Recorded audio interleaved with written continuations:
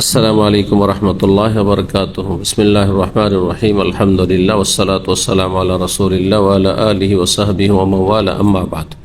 সম্মানিত শ্রোতা দর্শক মণ্ডলী, আল্লাহ রাব্বুল আলামিনের প্রশংসা এবং প্রিয় নবী সাল্লাল্লাহু আলাইহি সাল্লামের উপর সালাতু সালামের পর আজ বৃহস্পতিবার 9 রমজান 1447 হিজরি মোতাবেক 26 ফেব্রুয়ারি 2026 আমাদের ধারাবাহিক প্রশ্নোত্তর পর্ব নম্বর 124। 10টি প্রশ্ন রয়েছে, ইনশাআল্লাহ তাআলা আমরা সংক্ষেপে উত্তর দেব। বিভিন্ন দেশ থেকে সে প্রশ্নগুলি আমাদের কাছে এসেছে। আল্লাহ রাব্বুল আলামিন যেন সঠিক কথা বলার এবং তা মেনে চলার তৌফিক দান করেন। প্রথম প্রশ্ন করেছেন, বলছেন আসসালামু আলাইকুম শেখ। ওয়ালাইকুম সালাম। আমাদের এখানে চরমনায়ের ইজতেমা হয়, ওখানে আমরা কেউ যাই না, ওখানে নানা রকম জিনিস বিক্রি হয়। ইজতেমা শেষ হয়ে গেলে কি সেসব দোকানপাট থেকে আমরা গিয়ে কোনো জিনিস কিনতে পারবো? জি পারবেন, জায়েজ রয়েছে। জি, যে জিনিসগুলো আপনি কিনবেন সেগুলি যদি জায়েজ জিনিসপত্র হয় তাহলে খরিদ করতে কোনো অসুবিধা নেই। সেখানে বেদাতি অনুষ্ঠান হয়েছে, কিন্তু আপনারা সেই বেদাতি অনুষ্ঠানে কোনো রকম সহযোগিতা করেননি, আর করা জায়েজও নেই, কোনোভাবে সহযোগিতা জায়েজ না। ওয়ালা তাআওয়ানু আলাল ইসমি ওয়াল উদওয়ান, আল্লাহ রাব্বুল সূরাতুল মায়েদা বলছেন, তোমরা একে অপরের গুনহার কাজে, সীমা লঙ্ঘনের কাজে কেউ সহযোগিতা করবে না। 2 নম্বর প্রশ্ন, বলছেন আসসালামু আলাইকুম শেখ। ওয়ালাইকুম সালাম। কতটুকু জ্ঞান অর্জন করলে দিনের দাওয়াতি কাজ করা যাবে? আল্লাহ রাব্বুল আলামিন কোরআনে কারীমের সূরা ইউসুফ ইরশাদ করেছেন, কুল হাযিহি সাবিলি আদউ ইলাল্লাহি আলা বাসীরা আনা ওয়া মান ইত্তাবানি ওয়া সুবহানাল্লাহি ওয়া মা আনা মিনাল মুশরিকিন। হে নবী বলে দাও যে হাযিহি সাবিলি, এটি হচ্ছে আমার পথ, যেই পথ আল্লাহ আমাকে দেখিয়েছেন, দিন ইসলামের পথ, দিন ইসলামের দাওয়ার পথ। আদউ ইলাল্লাহ, আমি আল্লাহর দিকে আহ্বান করি, খুলুসিয়াতের সাথে, নিজের দিকে নয়, কোনো ব্যক্তির দিকে নয়, কোনো দল গোষ্ঠীর দিকে নয়। জি, আদউ ইলাল্লাহ আলা বাসীরাতিন, জ্ঞানের সাথে, চোখ খুলি অন্ধের মতো নাই। তো এই বসিরাত হাসিল করতে হবে দাওয়াতি কাজের জন্য। আল্লাহ বলছেন বসিরাত, জি, অর্থাৎ যেই বিষয়টি আপনি মানুষের কাছে পেশ করবেন, কথার দ্বারা হোক, কলমের দ্বারা হোক, সেই বিষয়টি সম্পর্কে আপনাকে সুনিশ্চিত জ্ঞান থাকতে হবে, সম্যক জ্ঞান থাকতে হবে, দিনের কোরআন সুন্নাহ ভিত্তিক দলিল জানা থাকতে হবে। আর না জেনে অনুমান ভিত্তিক কথা বলবেন। ওয়ালা তাখফু মা লাইসা লাকা বিহি ইলম, যে সম্পর্কে তোমার সম্যক জ্ঞান নেই সে সম্পর্কে তুমি কোনো রকমের মুখ খুলবে না বা সেই পথ ধরবে না। না হলে প্রতিটি অঙ্গ প্রত্যঙ্গ সম্পর্কে রবের কাছে হিসাব দিতে হবে, জবাবদিহি করতে হবে। ইন্না সামআ ওয়াল বাসার ওয়াল ফুআদা কুল্লু উলাইকা কানা আনহু মাসউলা। দিনের জ্ঞান অর্জন করবেন, তারপরে আপনি দাওয়ার ময়দানে নামবেন। এর জন্য যেমনটা বললাম, যেই বিষয়টি বলবেন, যে বিষয়টি লিখবেন, যে বিষয়টি মানুষের সামনে পেশ করবেন, সেই বিষয়টি সম্পর্কে যেন আপনার জ্ঞান থাকে। সব কিছু সম্পর্কে জ্ঞান থাকতে হবে, এটা কারো পক্ষে সম্ভব নয়। কোরআন এবং হাদিস থেকে দলিল নেওয়ার যোগ্যতা থাকতে হবে যদি ফতোয়া দিতে হয়। ফতোয়ার বিষয়টি আরও বেশি জটিল। সুতরাং যারা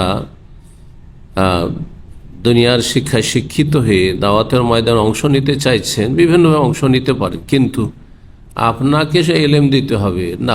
আপনার চেয়ে ভালো ভালো বিজ্ঞ আলেম ওলামারা রয়েছেন, দায়ী আল্লাহ রয়েছেন, তাদের কথাগুলি পৌঁছে দেবেন। এটি সবচেয়ে বেশি আপনার জন্য নিরাপদ পদ্ধতি। 3 নম্বর প্রশ্ন, বলছেন আসসালামু আলাইকুম শেখ। ওয়ালাইকুম সালাম। আশআরি মাতুরিদি আকীদা বিশ্বাসী মেয়েকে বিবাহ করা জায়েজ হবে কি? আশআরি মাতুরিদি আকীদা হচ্ছে গুমরাহ আকীদা, কোরআন সুন্নাহ বিরোধী আকীদা।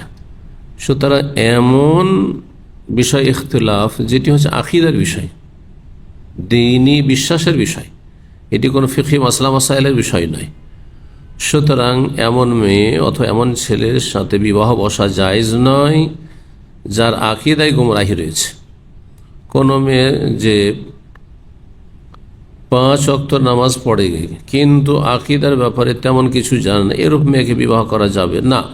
আকীদার, সহি আকীদার মৌলিক জ্ঞান থাকতে হবে, বিশুদ্ধ আকীদার মৌলিক জ্ঞানগুলি, জরুরি জ্ঞানগুলি থাকতে হবে, খুঁটিনাটি জানা জরুরি নয়। জি, তবে যদি হেদায়েত হয়ে যায়, দাওয়াত দিলেন আশারি মাতুরিদি সুফি কাউকে, আর হেদায়েত হয়ে গেল, তাহলে তাকে বিয়ে করা যায়, তার সাথে বিবাহ বসা যায়। 4 নম্বর প্রশ্ন বলছেন, আসসালামু আলাইকুম শেখ ওয়ারাহমাতুল্লাহ, আমি আপনার বক্তব্য থেকে শুনেছি পুরুষের সাথে নারীদের একসাথে গার্মেন্টসে চাকরি করা হারাম। জি, সেক্ষেত্রে কোনো নারী যদি তওবা করে ফিরে আসে, তাহলে কি তাকে চাকরির পুরো টাকা দান করে দিতে হবে? এবং চাকরি শেষে প্রভিডেন্ট ফান্ডের টাকা কি তার জন্য হালাল হবে? অতীতে আপনি চাকরি করেছেন, প্রথম কথা আপনার যে চাকরি গার্মেন্টসে যে কাজ করেছেন, সে কাজটি তো আপনার জায়েজ কাজ, কোনো নাজায়েজ হারাম কাজ নয়, কিন্তু কাজের পরিবেশটি ছিল নাজায়েজ পরিবেশ। একসাথে নারী পুরুষ একাকার হয়ে একসাথে বসে কাজ করা, যেটি নাজায়েজ ছিল। তো মূল বিষয়টি যেহেতু আপনার জায়েজ, সুতরাং আপনার রিজিক হালাল, তবে আপনি গুনাহগার হয়েছে, রব্বুল আলামিনের কাছে তওবা করুন বেশি বেশি, এবং নেক আমলের মাধ্যমে আপনি আপনার ঘাটতি পূরণ করুন, আল্লাহ রব্বুল আলামিন মাফ করবেন। জি, প্রভিডেন্ট ফান্ডের যে টাকা পাবেন, সেইটা যেহেতু আপনার এই চাকরির ভিত্তিতে, আর আপনি চাকরি গার্মেন্টসে করেছেন, আপনি সেলাইয়ের কাজ করেছেন, সুতরাং সেটাও নিতে পারেন। আল্লাহ তাআলা আলাম। 6 নম্বর প্রশ্ন বলছেন, আসসালামু আলাইকুম শেখ ওয়ারাহমাতুল্লাহ, যেসব মসজিদে এখনো বেদাতি কর্মকাণ্ড চলে, ওই সব মসজিদে ওয়াজ মাহফিল করার জন্য চাঁদা চাইলে কি চাঁদা দেওয়া যাবে? মসজিদে বেদাতি কর্মকাণ্ড চলে আর সেখানে ওয়াজ মাহফিল হবে, তাহলে নিঃসন্দেহে ওয়াজ মাহফিল সুন্নাহ ভিত্তিক নয়, তাওহীদের কথা সেখানে আলোচনা হবে না, সুন্নাহর কথা হবে না, বরং শিরক বিদআত মিশানো ইসলাম সেখানে মানুষকে শেখানো হবে। এমন মাহফিল যেখানে শিরক বিদআতের ইসলাম শেখানো হয়, সেই মাহফিলে কোনো রকমের সহযোগিতা জায়েজ নয়, চাঁদা দেওয়া জায়েজ নয়, গুনার কাজ। 7 নম্বর প্রশ্ন বলছেন, আসসালামু আলাইকুম শেখ ওয়ারাহমাতুল্লাহ, সামনের কাতার ফাঁকা না থাকলে পিছনের কাতারে শেষ পর্যন্ত একা নামাজ পড়লে নামাজ হবে কি? যদি দেখেন যে ডানে বামে কোনো জায়গায় খালি না, সামনের কাতার ফুল হয়ে গেছে, তাহলে আপনার করণীয় কি? একদল বলছেন সামনে থেকে একজনকে টেনে নেন, আর একদল বলছেন না, টেনে নেবেন না, তার সালাতে আপনি তার খুশুকে আপনি বিঘ্নিত করলেন, তাকে ডিস্টার্ব করলেন, এবং তাকে সামনে থেকে ফজিলতের জায়গা থেকে পিছনে নিয়ে আসলেন। যদিও সেই ফজিলত ইনশাআল্লাহ পেয়ে যাবে, তার হয়তো উত্তর আছে, কিন্তু খুশু তো অবশ্যই নষ্ট হইল। এই জন্য আরেক দল বলছেন না, টানার কোনো প্রয়োজন নেই। তাহলে কি করবেন আপনি? একদল বলছেন অপেক্ষা করতে থাকেন, যদি কেউ আসলো তো আসলো, আর না হইলে সালাম ফিরে দিল, দ্বিতীয় জামাত করবে, এটি একটি মত। আর এক দল উলামায়ে কেরামগণ বলছেন যে ফাত্তাকুল্লাহ মাস্তাতা, যথাসাধ্য আল্লাহকে ভয় করো। আর আপনার সাধ্যে এই ছিল যে আপনি পৌঁছেছেন এমন সময়, যেই সময় সামনের কাতার ফুল হয়ে গেছে, কিন্তু এখনো জামাত চলছে, জামাত ধরতে পারবেন, সুতরাং একাই লেগে যাবেন। এই অবস্থায় একাই কাতারের পেছনে সালাত হয়ে যাবে, কিন্তু সামনে ডানে বামে কোনো জায়গায় লাগার সুযোগ আছে। তারপরে কেউ যদি একা কাতারের পিছনে সালাত পড়ে, নবী সাল্লাল্লাহু আলাইহি ওয়াসাল্লাম বলেছেন যে তুমি পুনরায় সালাত পড়ো, তোমার সালাত হয়নি, ফামারাহু আন ইউঈদাস সালাহ, আবার তুমি সালাত পড়ো, তার সালাত বাতিল। কিন্তু এই ভাইয়ের সালাত বাতিল হবে না, যিনি এসে দেখছেন সব দিক ফুল হয়ে গেছে আর আমার কোনো উপায় নেই, কাউকে পাচ্ছে না, একাই দাঁড়িয়ে যাবেন, ইনশাআল্লাহ সালাত হয়ে যাবে। এই মতটি বেশি প্রাধান্যযোগ আমাদের কাছে। আল্লাহ তাআলা আলাম।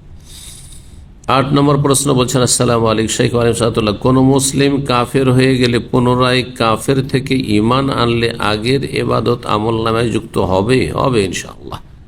আল্লাহ রাব্বুল রহমত তার ক্রোধের ওপর প্রাধান্য পাবে, আর আল্লাহ রহমতের দাবি হচ্ছে যে আপনি ঈমানের অবস্থায় নেক আমলগুলি করেছিলেন, আর তারপরে কুফরি শিরকে লিপ্ত হয়েছেন, ইসলাম থেকে বেরিয়ে গেছেন, তো আল্লাহ আগের আমলগুলি ফিরিয়ে দেবেন।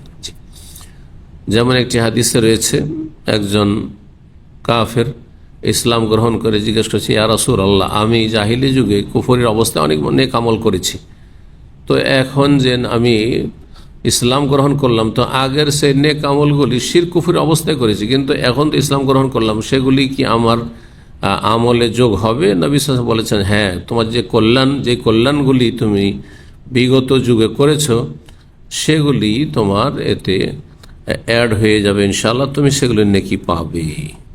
আল্লাহ তাআলা। 9 নম্বর প্রশ্ন বলছেন, আসসালামু আলাইকুম শেখ। ওয়ালাইকুম সালাম। মেয়েদের আপার লিপ করা কতটা জায়েজ?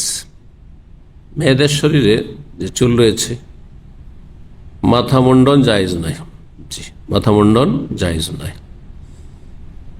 আর কিছু পশম রয়েছে যেগুলো অতিরিক্ত পশম, যেগুলি ফেলে দেওয়ার নির্দেশ রয়েছে, বগলের পশম, নাভির নিচের পশম ইত্যাদি, এগুলি অবশ্যই ফেলতে হবে, অবশ্যই ফেলতে হবে। আর বাকি শরীরের অন্য অন্য অংশের, ধরেন গোফের জায়গায়, পুরুষদের গোফের জায়গায়, মোচের জায়গায় বা দাড়ির জায়গায় যদি পশম দেখা যায় মহিলাদের, অথবা হাতে পায়ে খুব বেশি পশম আছে, তাহলে সেটা ফেলতে পারবে কি না, এই ক্ষেত্রে শরীয়তে বাধা নিষেধ নেই। সুতরাং আসল হচ্ছে যে সেটি মুবাহ জায়েজ। আল্লাহ তাআলা আ'লাম। 10 নম্বর সর্বশেষ প্রশ্ন, আর অনেক লম্বা কথা বলেছেন কোন এক ভাই। বলছেন, আসসালামু আলাইকুম শেখ। ওয়ালাইকুম সালাম। সম্মানিত শেখ, আল্লাহ রাব্বুল আলামিনের জন্য আপনাকে অনেক আমি ভালোবাসি। আহব্বাকুমুল্লাহ। আল্লাহ যেন আপনার দীর্ঘদিন হায়াত দান করেন, আমিন। এবং আপনাদেরকে আল্লাহ শুধু দীর্ঘদিনের হায়াত নয়, ইমানের সাথে সুস্থতার সাথে যেন আল্লাহ দান করেন, এটি হচ্ছে ভালো দোয়া।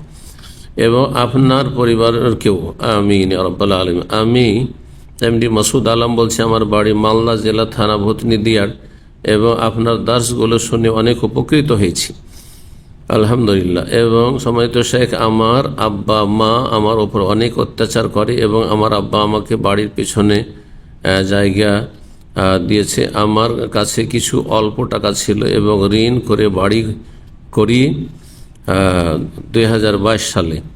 এবং সম্মানিত শেখ, আপনার অনেক আলোচনায় শুনেছি, জানতে পেরেছি কেউ যদি ঋণ করে মারা যায় তাহলে আল্লাহ রাব্বুল আলামিন ওনাকে মাফ করবেন না, এবং যতক্ষণ ঋণ পরিশোধ না করবেন। এবং ঋণের গুরুত্ব এত আছে আমি আগে জানতাম না।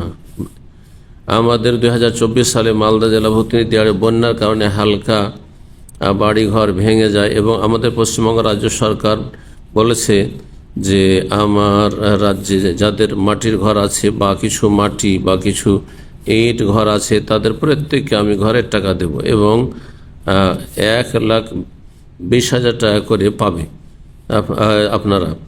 এবং পশ্চিমবঙ্গের রাজ্য মুখ্যমন্ত্রী বলেছেন আমার সঙ্গে কথা বলার জন্য উনি একটি মোবাইল নম্বর দিয়েছেন, এবং উনি বলেছেন জনগণকে আমি যে কোনো সমস্যার বিষয়ে কথাগুলো শুনব, এবং আপনারা এখানে ফোন করে ঘরের জন্য আবেদন করতে পারবেন। বলছেন, সম্মানিত শেখ, আমার জানা মতন এখানে সাধারণ মানুষ, মৌলভী সাহেব সবাই ঘরের জন্য আবেদন করেছে। 95% লোকের পাকা বাড়ি আছে, তবুও বলছে ফোন করে আমাদের বন্যায় বাড়ি নষ্ট হয়ে গেছে।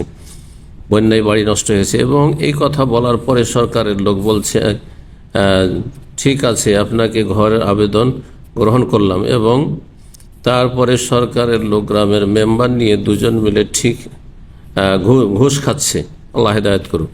এবং কিছু লোক টাকা অ্যাকাউন্টে, কিছু লোকের টাকা অ্যাকাউন্টে ঢুকে গেছে, কিছু লোক বাকি আছে, লিস্টে নাম এসে গেছে।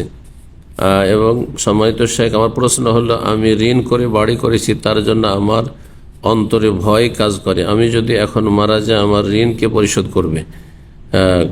এবং ওই জন্য আমি আবেদন করেছিলাম, লিস্টে আমার নাম এসেছে, এবং আমার এই টাকা নেওয়া জায়েজ হবে? যদি না হয় তাহলে আমি এই টাকাটা কি করব, দয়া করে জানাবেন। আপনি যেহেতু অভাবী, ঋণগ্রস্ত, আর ঋণ হয়েছে আপনার বাড়ি করার জন্য, আশা করি নিতে পারবেন। আল্লাহ তাআলা আ'লাম। এবং আলহামদুলিল্লাহ এখন বর্তমানে আমার 2025 হালকা পরিমাণ ঋণ আছে। আপনি যেটাই বলবেন ইনশাআল্লাহ আমি মেনে নেব। আমি আখিরাত চাই, এবং সম্মানিত শেখ, আল্লাহ রাব্বুল আলামিনকে আমি অনেক ভয় করি, তার জন্য আমি এই প্রশ্নই করেছি। আমি হারাম থেকে বাঁচতে চাই, আল্লাহ রাব্বুল আলামিন হারাম থেকে বাঁচিয়ে রাখুন। যারা হারাম থেকে বাঁচতে চাইবে এবং হালাল পথে জীবনযাপন করতে চাইবে, আল্লাহ তাদের পথকে সহজ করবেন। আল্লাহ রাব্বুল আলামিন যেন আপনার রুজিতে বরকত দান করেন। এরকম যে সমস্ত ভাই বোন হালাল রুজি গ্রহণ করে এবং হারাম থেকে বেঁচে থাকে, আর সততার ওপর থাকে, আমানতে খেয়ানত করে না, অসৎ পথ অবলম্বন করে না, অবৈধ পথ অবলম্বন করে, আল্লাহ রাব্বুল আলামিনের কাছে দোয়া করি তাদের জন্য আল্লাহ তাদের রুজিতে বরকত দান করেন এবং আমাদের অভাবকে দূর করে দেন। আল্লাহ রাব্বুল আলামিন তার অভিমুখী হওয়ার তৌফিক দান করেন এবং আল্লাহ রাব্বুল আলামিন আমাদেরকে যেন অন্য কারো দ্বারস্থ না করেন। আল্লাহ আকফিনা বিহালালিকা আন হারামিকা ওয়া আগনিনা বিফাদলিকা আম্মান সিওয়াক। সুবহান রাব্বিকা রাব্বিল ইজ্জাতি আম্মা ইয়াসিফুন ওয়া সালামুন আলাল মুরসালিন ওয়ালহামদুলিল্লাহি রাব্বিল আলামিন।